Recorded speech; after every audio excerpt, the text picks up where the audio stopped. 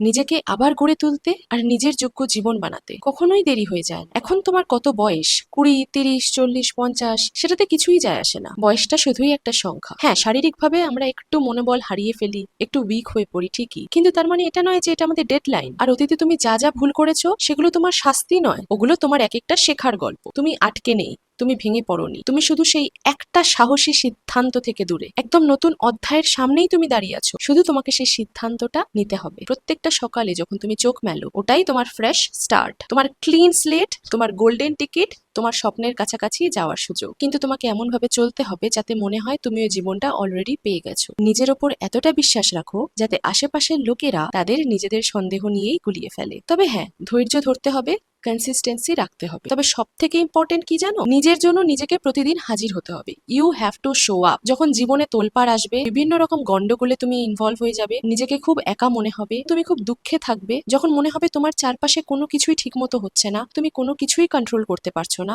তখনও হাজির হতে হবে। কারণ ম্যাজিকটা কিন্তু তোমার ব্যাকগ্রাউন্ডে তৈরি হচ্ছে। আর বিশ্বাস করো, তোমার ভবিষ্যতের ভার্সন তোমাকে অলরেডি দেখছে এবং দেখে গর্বিত বোধ করছে এবং তোমাকে বলছে, যাক, তুই হাল ছেড়ে দিসনি, তুমি সক্ষম, তুমি যোগ্য, তুমি একটা ঝড়ের মতো শক্তি, you are magnetic, you are the thunderstorm. আর তার থেকেও বড় কথা, তুমি অপ্রতিরোধ। তাই জন্য এখন থেকেই লেগে পড়ো আর দুনিয়াকে জানিয়ে দাও তারা কার সাথে ডিল করছে। আমি এসেছি, আমি দেখেছি, আমি যুদ্ধ করেছি এবং আমি জয় করেছি। আর এই গল্পের নায়িকা আমি নিজে।